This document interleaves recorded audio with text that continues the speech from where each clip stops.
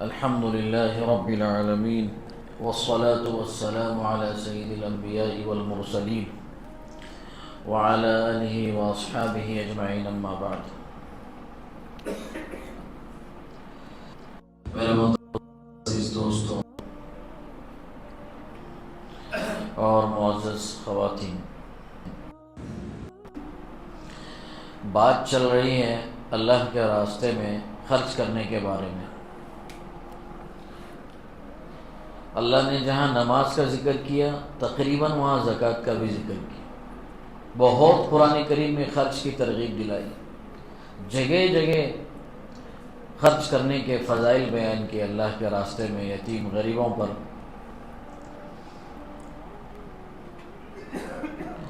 تو بات خرچ کے بارے میں چل رہی ہے.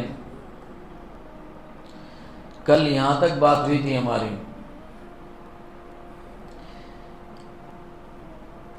کہ جو لوگ خرچ کرتے ہیں اللہ کے بندوں پر، ان کی مدد کرتے ہیں، وہ قیامت میں اتنا بڑا اجر دیکھیں گے، وہ خود حیران و پریشان ہو جائیں گے کہ اتنا اجر ہمیں ملا کیسا. صحیح بخاری اور مسلم شریف کی روایت ہے، اللہ کے رسول صلی اللہ علیہ وسلم فرماتے ہیں جب کوئی بندہ واقعی میں کسی جگہ خرچ کرتا ہے، یعنی کسی مظلوم کی مدد کرتا ہے، وہ واقعی میں مجبوری ہے اس شخص کی، ایسے وقت میں اس کی مدد کرتا ہے، تو رب ذوالجلال کہتا ہے میں اس کو دائنے ہاتھ سے لیتا ہوں، میں اس کو دائنے ہاتھ سے لیتا ہوں.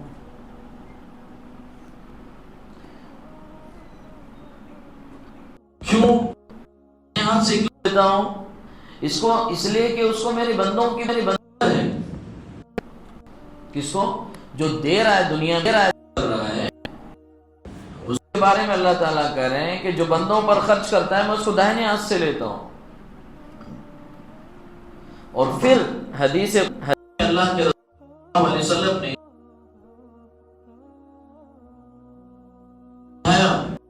اللہ کے رسول صلی اللہ علیہ وسلم نے بیان کی، یہ حدیث قدسی ہے. اللہ تعالیٰ فرماتے ہیں پھر میں اس صدقے کو پالتا ہوں. کیا کرتا ہوں؟ اس کو پالتا ہوں. جیسے چھوٹا بچڑا ہوتا ہے، معلوم، بکری کا بچڑا چھوٹا لے کے پالتے ہیں، پھر اس کو بڑا کرتے ہیں، اس کو کھلا پلا کے وقت آتا ہے، سال ہوتا ہے، 2 سال ہوتے ہیں، بڑا ہو جاتا ہے. اللہ تعالیٰ فرما رہے ہیں میں اس صدقے کو بچڑے کی طرح پالتا ہوں. پھر اتنا بڑا کرتا ہوں، اتنا بڑا کرتا ہوں. بخاری شریف کی روایت ہے، اللہ تعالیٰ فرماتے ہیں اتنا بڑا کر دیتا ہوں، اتنا بڑا کر دیتا ہوں جیسے کوئی پہاڑ ہو، جیسے کوئی پہاڑ. یعنی جو بندہ واقعی میں خرچ کرتا ہے یا جو بندی واقعی میں کسی کی مدد کرتی ہے مجبوری میں، اللہ کہہ رہے ہیں اتنا بڑا میں صدقہ کر دیتا ہوں جیسے بچڑے کو پال کر تم بڑا کر دیتے ہو، میں اس صدقے کو بہت بڑا کر دیتا ہوں. کتنا بڑا؟ پہاڑ کے برابر. اور حدیث میں اس پہاڑ کا ذکر نہیں ہے. یہ نہیں کہا کہ احد پہاڑ، یہ نہیں کہا کہ بھئی فلاں پہاڑ فلاں پہاڑ، پہاڑ کا ذکر نہیں کیا. کیوں؟ دیکھیں جب کوئی چیز ذکر کی جاتی ہے تو محدود ہوتی ہے، لمیٹڈ ہو جاتی ہے. احد پہاڑ کا ذکر کرتے تو معلوم احد پہاڑ کے برابر میں. اللہ نے پہاڑی کا ذکر نہیں کیا، اللہ نے پہاڑ کا ذکر ہی نہیں کیا. وہ اللہ ہی بہتر جانتا ہے کتنا بڑا پہاڑ ہوگا، وہ اللہ بہتر جانتا ہے. تو یہ جب آنکھ بند ہو جائے گی، ہم نے فلاں جگہ 10 روپے دیا تھا، فلاں کی مدد کی، کتنی بھی ہم نے مدد کی ہوگی، بندہ یہ کہے گا یار کتنی بڑی چوک کر لی ہم نے دنیا کے اندر. خرچ کر دیتے تو کتنا بڑا جو ہے اجر پا لیتے.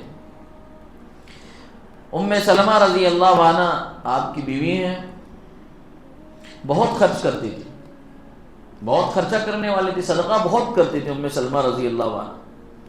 ایک مرتبہ آپ صلی اللہ علیہ وسلم نے ام سلمہ رضی اللہ عنہ سے فرمایا ام سلمہ گن گن کر نہ دینا، گن گن کر مت دو، ورنہ اللہ بھی گن گن کر دے گا تمہیں. اور اگر روک لو گی صدقے کو تو اللہ بھی روک لے گا. مال کو اگر روک لگی، نہیں خرچہ کرو گی تو اللہ بھی روک لے گا. یہ کیفیت ایمان کی بات ہو رہی. آپ ایسا مت کرو، ایمانی طاقت چاہیے، اس کے لیے ایمان کی طاقت چاہیے، پاورفل، ورنہ ہم جیسے کمزور ایمان والے رہیں گے تو پھر بڑا ایمانی قوت چاہیے، تب جا کے کیفیت حاصل ہوتی ہے، ورنہ پھر سب ختم ہو جائے گا۔ ایسا نہیں کہ پھر آپ کو مانگنے کی نوبت آ جائے، یہ نہیں ہونا چاہیے۔ دیں آپ جتنا اللہ نے طاقت دی اتنا ضرور دیں، ایسا نہیں کہ خود محتاج بن جائیں آپ آخر میں آ کے۔ اور پھر حدیث فضیلت یہ آتی ہے، جوڑا جوڑا دینے کی بڑی فضیلت، کوئی بھی چیز آپ دیں، یہ بھی ایک حدیث، یہ بھی ایک جوڑا مطلب 2 پیس، جیسے کسی آپ نے کرتا ہدیے میں دیا تو پیجامہ بھی دے دیں کرتے کے ساتھ۔ 2 پیس کی حدیث میں بڑی فضیلت آئی ہے، شرٹ کے ساتھ پیجامہ۔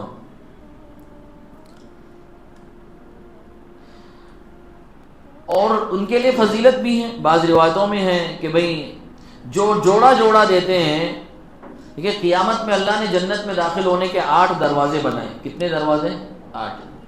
اس میں سے ایک ریان ہے روزے رکھنے والوں کے لیے، اور بہت سے دروازے اللہ نے بنائے جنت میں۔ جو لوگ جوڑا دیتے ہیں، حدیث میں آتا ہے، ان کو جنت کا ہر دروازہ پکارے گا کہ آؤ میرے دروازے سے جنت میں داخل ہو جاؤ، یعنی وہ دروازہ فخر کرے گا کہ بھئی میرے دروازے سے آپ داخل ہوں گے تو یہ میرے لیے بڑی فضیلت کی بات ہوگی، تو جنت کا ہر دروازہ کہے گا مجھ سے داخل ہو جاؤ۔ دیکھیں یہ وہ باتیں ہیں جو صحیح صحیح احادیث میں ذکر ہے، ایسا نہیں کہ ادھر ادھر سے اٹھا کے لائے، نہیں، صحیح صحیح احادیث ہیں۔ اور صدقے کے بارے میں اللہ کے رسول صلی اللہ علیہ وسلم فرماتے ہیں، مستدرک حاکم کی روایت ہے، علی شرط صحیحین، صحیحین کہتے ہیں بخاری اور مسلم کی شرط پر، اللہ کے رسول صلی اللہ علیہ وسلم فرماتے ہیں صدقہ بلاؤں کو ٹالتا ہے۔ کیا کرتا ہے؟ صدقہ بلاؤں کو، سنیں نا، صدقہ بلاؤں کو ٹالتا ہے، صدقہ مصیبتوں کو ٹالتا ہے۔ کیوں ٹالتا ہے بھئی؟ صدقے میں ایسی کیا طاقت ہے، ایسی تاثیر ہے کہ وہ بلاؤں کو ٹالتا ہے؟ ایسی کیا وجہ ہے کہ صدقہ بلاؤں کو ٹال دیتا ہے آنے والی؟ دیکھیں ہم کیا کرتے ہیں، اللہ کے بندوں کی مصیبت کو دور کرتے ہیں، ان کی تکلیف کو دور کرتے ہیں، ان کا پرابلم سالو کرتے ہیں۔ تو رب ذوالجلال کیا کرتا ہے؟ اللہ تعالیٰ تمہارے اوپر آنے والی مصیبت کو دور کر دیتا ہے۔ کیا کر دیتا ہے؟ تم نے اللہ کے بندوں کی پرابلم کو سالو کیا، ان کی مصیبتوں کو سالو کیا، ان کی مصیبتوں کو حل کر دیا، ان کی ضرورت کو پوری کی۔ بندے کس کے ہیں؟ اللہ کے ہیں نا بھائی، ساری مخلوق اللہ کا قبیلہ اور اللہ کا خاندان ہے۔ تم نے اللہ کے بندوں کی مصیبت کو دور کیا، اللہ تمہارے اوپر جو آنے والی مصیبت ہے اس کو دور کر دے گا، تمہارے اوپر جو آنے والی مصیبت ہے وہ دور کر دے گا۔ اچھا بریکٹ کی ایک بات ہے، ایک مسئلہ یہاں پہ میں بتا دینا چاہتا ہوں۔ بہت سے لوگ کیا کرتے ہیں، جان کے بدلے جان دے دیتے، جان کے بدلے جان۔ اچانک کیا بھی ہارٹ ہو گیا، چلو بھئی ہاسپٹل میں نہیں، ادھر بقرہ مدرسے میں دے دیے۔ یہ ہندوانہ عقیدہ ہے، یہ جو لوگ کرتے ہیں یہ اسلامی کانسیپٹ ہے ہی نہیں، جان کے بدلے جان۔ بھئی صدقہ نکالو، بیمار ہیں جان کا صدقہ نکالو، بقرہ، اسلامی کلچر ہے ہی نہیں اور اسلامی تہذیب ہے ہی نہیں۔ یہ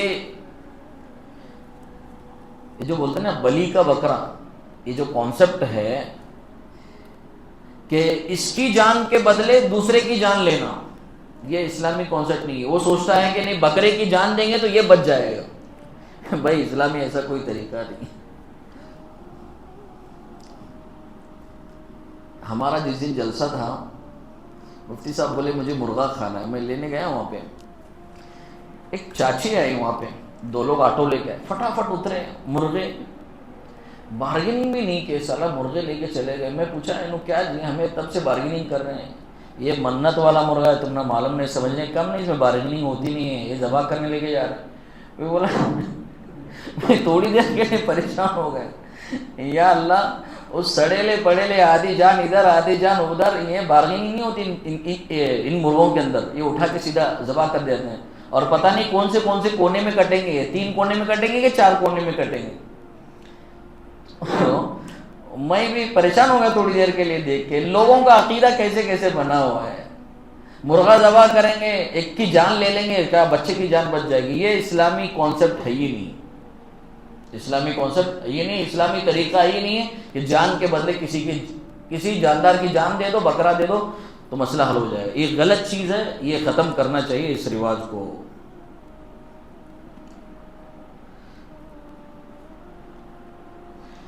یار کسی کے پیسے دے دو نا، بکرا مل رہا ہے 20,000 کا، وہ 20,000 اٹھے کے کسی کو دے دو، 20,000 میں وہ ہزاروں اس کی مشکلیں حل ہو جائیں گی۔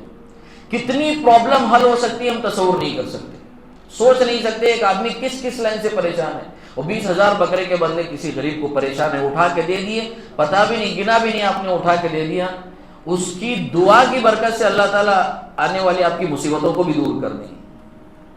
بکرے میں کیا ہوتا ہے، گوشت کھاتا ہے، کھا لیے، ختم ہو گئے۔ تو لہٰذا یہ غلط نظریہ ہے، اس کو ختم کرنا چاہیے، اسلامی کانسیپٹ نہیں ہے۔ تو صدقہ کیا کرتا ہے، بلاؤں کو ٹالتا ہے۔ ترمذی شریف کی روایت ہے،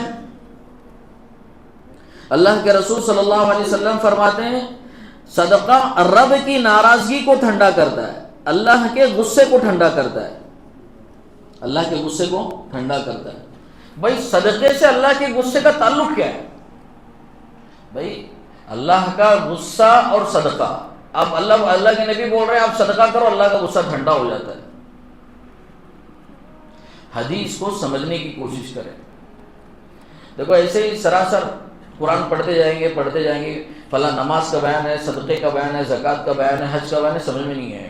حدیث کو صحیح سمجھیں گے تب عمل کا جذبہ پیدا ہوگا۔ کیوں اللہ کی ناراضگی دور ہوتی ہے صدقے سے؟ دیکھیں آپ کی کسی سے لڑائی ہو جائے، محلے کے اندر ہو جائے، کسی سے ہوتی ہے لڑائی، ارے بھی ہوتی کہ نہیں، ایسا نہیں میرے اکیلے کی نہیں ہوتی، سب کی ہوتی ہے نا لڑائی ہو جائے، اس کے حل کا آسان طریقہ، ان کے بچوں سے آپ پیار محبت سے رہو، خود بخود اس کا غصہ ٹھنڈا ہو جاتا ہے۔ بچوں سے کیا کرو، محبت سے رہو، ہنستے کھیلتے رہو، اس سے تعلقات بڑھاؤ، آٹومیٹک وہ اوپر والے کا غصہ ٹھنڈا ہو چھوڑ دو۔ اس کے باپ کا غصہ ہے، کس کا بھی جو بھی ہے، اس کا نانا دادا جو بھی ہے، سب کا غصہ ٹھنڈا ہوتا ہے۔ کیوں غصہ ٹھنڈا ہوتا ہے؟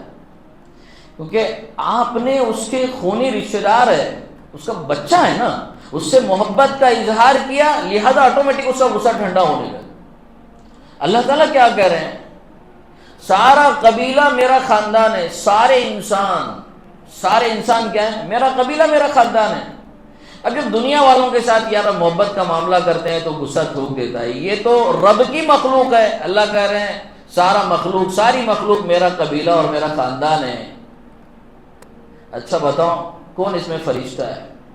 معلوم آپ کو، یہ تو اللہ کا احسان ہے، فضل ہے، اللہ نے ہمارے گناہوں کی ستاری فرمائی ہے۔ اللہ اتنا ناراض ہو جاتے ہیں بندے سے، کبھی اتنے گناہ ہو جاتے ہیں کہ زمین جو ہے پٹک کر اندر زمین دھس لے اس کو، اور کبھی اتنے بڑے گناہ ہو جاتے ہیں کہ آسمان سے پتھر بارش برس جائے، کبھی اللہ اتنا ناراض ہو جاتے ہیں۔ حدیث میں آتا ہے اللہ کے رسول صلی اللہ علیہ وسلم جب بادل گرجتے ہیں، بادل بجلیاں کڑکتی ہیں، تو یہ اللہ کے غصے اور ناراضگی کی علامت ہوتی ہیں۔ اللہ کے رسول صلی اللہ علیہ وسلم نے ہمیں کیا دعا سکھائیں؟ جب بادل گرجنے لگیں تو یہ دعا سکھائے، اللہم لا تقتلنا بغضبک، اے اللہ تیرے غصے کی وجہ سے ہمیں ہلاک نہ کر۔ کیونکہ جب اللہ ناراض ہو جاتے، کیوں ناراض ہو جاتے ہیں؟ بندوں کے جب اعمال اس قدر خراب ہو جاتے ہیں تو اللہ تعالیٰ ناراض ہو کر بجلیوں کو گرجانا شروع کر دیتے ہیں۔ تو اللہ تعالیٰ ناراض ہو جاتے ہیں بندے سے۔ اس ناراضگی کا حل اللہ کے رسول نے کیا فرمایا؟ اللہ ہر بندے سے ناراض، ہر بندہ اپنے دامن میں جھانک کے دیکھے کتنا گنہگار ہے، وہ پتہ چل جائے گا۔ اللہ کے رسول صلی اللہ علیہ وسلم کیا فرما رہے ہیں؟ جب ہم اللہ کے بندوں کے ساتھ خیر کا معاملہ کرتے ہیں، اچھائی کا معاملہ کرتے ہیں، اس کے بندوں کی مدد کرتے ہیں، جیسا دنیا کے لوگ خوش ہو جاتے ہیں، اپنی دشمنیاں ختم کر لیتے ہیں، اللہ تعالیٰ بھی اپنا غصہ اور اپنی ناراضگی ختم کر دیتے ہیں جب بندوں کے ساتھ اچھا معاملہ کر دیتے ہیں۔ تو یہ حدیث میں اللہ کے رسول صلی اللہ علیہ وسلم فرما رہے ہیں کہ صدقہ رب کی ناراضگی کو ٹھنڈا کر دیتا ہے، رب کی ناراضگی کو ٹھنڈا کر دیتا ہے۔ سمجھ میں آ رہا ہے؟ چلیے دیکھیں، قرآن کریم میں جہاں جہنمیوں کا ذکر ہے، یہ میرا جملہ نہیں ہے، اس جملے کو مولانا احمد سراج صاحب نے کہا ہے، میں انہی کی طرف ریفر کرتا ہوں، انہوں نے اس کا ذکر کیا ہے، کیونکہ میں تو اتنا عالم ہوں کہ بات کہوں میں۔ مولانا یہ کہہ رہے تھے، وہ اپنی بات نقل کر رہے ہیں، میرے علم میں قرآن کریم میں جہاں جہنم میں جانے والوں کا ذکر اللہ نے قرآن میں بیان کیا ہے، ذکر کیا ہے، اس کی وجہ بھی آگے پیچھے ذکر فرمائی۔ کیا ذکر فرمائی؟ جہنم میں یہ نہیں کہا کہ ڈائریکٹ مسلمان جہنم میں جائیں گے، بلکہ یہ کہا کفر کی وجہ سے جہنم میں جائیں گے، شرک کی وجہ سے جہنم میں جائیں گے، گناہ کا ذکر کیا، پھر جو ہے بڑے بڑے گناہوں کا ذکر کیا، پھر جہنم کا ذکر کیا، یہ لوگ جہنم میں چلے جائیں گے۔ ڈائریکٹ مسلمان کا ذکر نہیں کیا کہ یہ جہنم میں چلا جائے۔ لیکن ایک آیت قرآن مجید میں ایسی ہے جو خالص مسلمانوں کے بارے میں ہے کہ اگر وہ یہ حکم پورا نہیں کریں گے تو اللہ کا دردناک عذاب انہیں ڈائریکٹ چھو لے گا، اللہ کا دردناک عذاب ڈائریکٹ چھو لے گا۔ وہ آیت ذکر کی اللہ تعالیٰ قرآن مجید میں فرماتے ہیں انفاق کے بارے میں۔ اللہ قرآن مجید میں کہہ رہے ہیں والذین یکنزون الذھب والفضة ولا ينفقونها في سبیل اللہ فبشرهم بعذاب علیم یوم یحمى علیہا فی نار جہنم فتکوی بها جباہهم وجنوبهم وظہورهم ھذا ما کنزتم لانفسکم فذوقوا ما کنتم تکنزون۔ یہ قرآن کریم کی آیت ہے، امام صاحب اس کو پڑھ چکے ہیں، ہماری تفسیر میں آیت ہو چکی ہے، کئی آیتیں ہو چکی ہیں، اس میں سے یہ ایک آیت۔ اللہ تعالیٰ یہاں اس آیت میں ڈائریکٹ ایمان والوں کو اور مسلمانوں کو خطاب کر کے کہہ رہے ہیں کہ جو لوگ سونا اور چاندی جمع کرتے ہیں، سونا اور چاندی جمع کرتے ہیں، ولا ينفقونها، اور اس کو خرچ نہیں کرتے۔ بھائی سونا چاندی کو ہمیشہ شریعت نے کیش مانا ہے، کسی کے پاس کیش پیسہ ہو یا سونا چاندی ہو، سونا چاندی ہمیشہ کیش میں شمار ہوتا ہے، تبھی تو بینک آپ کو لون دیتی ہے، نہ تو سونا رکھ کے لون کہیں کو دے دیتی تمہارے پاس، کیش مانتی ہے تبھی تو لون دیتی ہے نا۔ جو لوگ سونا اور چاندی جمع کرتے ہیں اس کو خرچ نہیں کرتے۔ اللہ کے رسول صلی اللہ علیہ وسلم سے پوچھا گیا، صحابہ نے پوچھا اللہ کے رسول جمع تو سب کرتے ہیں ہم سونا چاندی، تو کیا یہ آیت کے مصداق ہم ہوں گے؟ یعنی اللہ تعالیٰ نے قرآن مجید میں فرمایا جو سونا اور چاندی جمع کرتے ہیں خرچ نہیں کرتے ہیں تو ان کے لیے دردناک عذاب ہے، فبشرہم بعذاب علیم، آپ خوشخبری دے دیجیے ان کو دردناک عذاب کی۔ کیا عذاب اللہ تعالیٰ نے قرآن مجید میں ذکر فرمایا؟ یوم یحمى علیہا فی نار جہنم، جہنم میں انہیں بھونا جائے گا۔ کبھی دیکھیں بھونتا ہوا جانور دیکھیں، بھونا ہوا مرغی دیکھیں، کبھی حرم میں جائیں گے آپ، اللہ سب کو حرم کا دیدار نصیب کریں، وہاں بکرے بھونتے رہتے ہیں، ایک سسٹم الگ ہی رہتا، بکرے بھوننے کا، نیچے تندور کی آنگ لگتی رہتی، بھونتے رہتے۔ تو اللہ کہہ رہے یوم یحمى علیہا فی نار جہنم، جس دن جہنم میں تڑپایا جائے گا یعنی بھونا جائے گا، فتکوی بہا جباہہم، آگ ان کے پیشانیوں کو لپٹے گی، ان کے پہلوؤں کو، ان کے بازوں کو اور ان کے پیٹوں کو لپیٹ لے گی، آگ پکڑ لے گی اور جکڑ لے گی۔ صحابہ یہ آیت سن کر رونے لگے، مولا اللہ کے رسول یہ تو ایمان والوں کے بارے میں، مسلمانوں کے بارے میں ڈائریکٹ خطاب ہے، ہمارے پاس تو سونا چاندی ہوتا ہے تو کیا ہمیں بھی یہ آگ پکڑ لے گی؟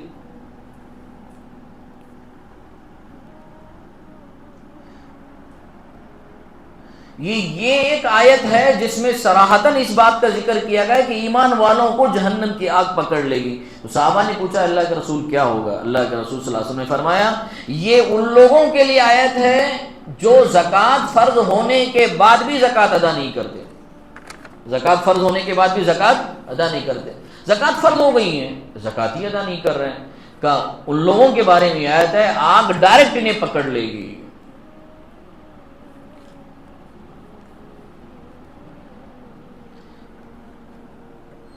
تو یہ بڑی خطرناک وعید ہے۔ زکوٰۃ اللہ نے فرض کی ہے تو اس کو نکالنے کی فکر کریں، کتنا نکالنا ہے میں بتاؤں گا انشاءاللہ۔ اللہ کے رسول صلی اللہ علیہ وسلم جب مدینے میں تھے، حضرت خدیجہ رضی اللہ عنہ کا بزنس سنبھالتے تھے، شادی سے پہلے بزنس سنبھالتے تھے۔ ان کے اخلاق کو دیکھ کر آپ نے پرپوزل بھیجا کہ بھئی میں آپ سے نکاح کرنا چاہتی ہوں۔ کتنا بڑا بزنس تھا حضرت خدیجہ رضی اللہ عنہ کا۔ سارے مکے والوں کا 50% ایک طرف، حضرت خدیجہ کا ایک طرف، حضرت خدیجہ کا ایک طرف، اور سارے مکے والوں کا 50% ایک طرف، 50% ان کا. اتنا بڑا کاروبار تھا حضرت خدیجہ رضی اللہ عنہا کا. لیکن جب نکاح ہوا تو اللہ کے رسول صلی اللہ علیہ وسلم کو حضرت خدیجہ نے اپنے مال کا مالک بنایا کہ میرے مال کو آپ جہاں چاہیں وہاں خرچ کر سکتے ہیں. تو اتنا خرچ کیا اللہ کے رسول صلی اللہ علیہ وسلم نے. روایتوں میں آتا ہے جب آپ ہجرت کر کے جانے لگے، ہجرت کے لیے جانے لگے، اللہ نے حکم نازل کیا کہ اب ہجرت کرو، نکلو، مکہ چھوڑ کے مدینے کی طرف نکل جاؤ. تو اللہ کے رسول صلی اللہ علیہ وسلم نے کہا ہجرت کا سفر ہے، اونٹنی اچھی ہونی چاہیے. اونٹنی کیا ہونی چاہیے؟ تاکہ سفر میں دقت نہ ہو. علماء کہتے ہیں اونٹنی کے خریدنے کے پیسے نہیں کہ اللہ کے رسول صلی اللہ علیہ وسلم کے پاس جب ہجرت کر کے آپ جانے لگے. یعنی اتنا خرچ کیا اللہ کے رسول صلی اللہ علیہ وسلم نے، جو تھا حضرت خدیجہ کا وہ سارا کا سارا اللہ کے بندوں پر اور غریبوں پر خرچ کیا. لہذا اللہ کے رسول صلی اللہ علیہ وسلم نے فرمایا لوگوں اپنے آپ کو بچا لو، لوگوں اپنے آپ کو بچا لو. کیا ولو بشق تمر، کھجور کا ٹکڑا ہی صدقہ کر کے کیوں نہ ہو. جمعہ میں نے یہ حدیث بیان کی تھی کھجور. بعد میں جب اور دیگر علماء کے میں بیان سننے لگا، کتابوں میں پڑھنے لگا، پتہ چلا کہ یہ حدیث میں جو ذکر کیا جا رہا ہے وہ کھجور کی بات نہیں ہو رہی، کھجور کے ٹکڑے کی بات ہو رہی. جب کھجور کے 4 ٹکڑے کیے جائیں اور ایک ٹکڑا باقی رہے، 4 میں سے ایک ٹکڑا ہوتا ہے نا چھوٹا سا ٹکڑا، اللہ کے رسول صلی اللہ علیہ وسلم فرما رہے ہیں اگر نہیں مدد کر سکتے، اتنی غریبی حالت ہے تمہاری، کچھ بھی نہیں ہے تمہارے پاس، آخری درجہ بیان فرمایا وَلَوْ بِشِقِّ تَمْرٍ، کھجور کا ٹکڑا ہی کیوں نہ ہو صدقے میں دے کر اپنے آپ کو بچا لو جہنم سے. یعنی اللہ تعالیٰ اس سے بھی خوش ہو جاتا ہے. تو لہذا میرے بزرگ اور عزیز دوستوں، یہ رمضان کا مہینہ ہے، زیادہ سے زیادہ خرچ کریں، اس میں غریبوں کی مدد کریں، تلاش کریں، یتیموں کو تلاش کریں، بیواؤں کو تلاش کریں، نئے کپڑے دلائیں. بعض لوگوں کے پاس عید کے لیے کپڑے نہیں ہوتے، آپ دلائیں ان. وہ یہ سمجھیں کہ ابا تو نہیں ہے، ابا کی طرح لوگ دنیا میں موجود ہیں ہماری ضرورتوں کو پوری کرنے والے. یتیم بچے سمجھیں تو کوئی یتیم بچوں کا انتظام کرنے والا نہیں، انتظام کریں یتیم بچوں کا، تلاش کریں. ہر ایرے غیرے کو اپنی زکوٰۃ نہ دیں اور برباد نہ کریں، تلاش کر کے دیں. محلے میں ہیں، رشتہ دار ہیں، ایسے گھروں میں تلاش کریں. اور آپ کے رشتہ دار سب سے پہلے زیادہ حقدار ہیں زکوٰۃ کے. میں انشاءاللہ بتاؤں گا. وہ 3 تو حقدار ہی ہیں، آپ کے بہن، آپ کے بھائی، آپ کے خالہ، آپ کے ماموں، آپ کی پھوپھی، آپ کے چچا. یہ 4 رشتہ دار تو نمبر 1 پہ، ٹاپ پہ رہیں گے. پھر ان کے بچے آتے ہیں، تو ان پر اگر آپ کے پاس زکوٰۃ کی رقم ہے، دیکھیں یار فلاں رشتہ دار ہے، کپڑے ہاتھ سے دھو دھو کے ہاتھ پریشان ہو گئے، یار کسی دن واشنگ مشین دلا دیں، بہن کو دلا دیں، بھائی کو دلا دیں. جو بھی رشتہ دار ہیں آپ ان کو دلانے کی کوشش کریں. اللہ کے رسول صلی اللہ تعالیٰ نے اوپر والا ہاتھ بنایا ہے تو اللہ کا شکر کریں. اللہ ید العلیٰ خیر من ید السفلیٰ، اللہ نے اگر آپ کو اوپر والا ہاتھ بنایا، یعنی دینے والا ہاتھ بنایا، تو اللہ کا لاکھ لاکھ شکر ہے کہ اللہ نے اوپر والا ہاتھ بنایا. اللہ چاہتا تو یہ ہاتھ نیچے بھی بنا سکتا تھا، اللہ کے لیے کوئی مشکل نہیں تھا. ہم سے اچھی صلاحیت والے نیچے والے ہاتھ بن کے کھڑے ہوئے، اللہ نے ہمیں اوپر والا ہاتھ بنایا ہے، تو اللہ کا لاکھ لاکھ احسان ہے، اللہ کا بڑا فضل ہے. تو اس کے لیے میرے بزرگ اور عزیز دوستوں، میرے معزز مائیں اور بہنیں، اللہ نے رمضان مبارک کا عظیم مہینہ دیا ہے. اس عظیم مہینے میں خرچ کرنا بڑا بے انتہا ثواب ہے، اور اللہ تعالیٰ بہت خوش ہوتے ہیں اس مہینے میں خرچ کرنے سے. اللہ کے رسول صلی اللہ علیہ وسلم نے فرمایا یہ غمخواری کا مہینہ ہے، یہ مواخات کا مہینہ ہے، یہ ہمدردی کا مہینہ ہے، یہ صبر کا مہینہ ہے. اس کے لیے جتنا ہو سکے جو بھی آپ دے سکتے ہیں اخلاص سے دیں، تھوڑا دیں، زیادہ دیں، جو دے سکتے دیں، لیکن اخلاص ہونا چاہیے. اللہ کی رضا کے لیے دیں، دکھلاوے کے لیے نہ دیں. اس کے لیے کوشش کریں. اللہ تعالیٰ جو ہے مجھے اور آپ کو اللہ کے راستے میں اللہ کے بندوں پر خوب خرچ کرنے کی توفیق عطا فرمائے.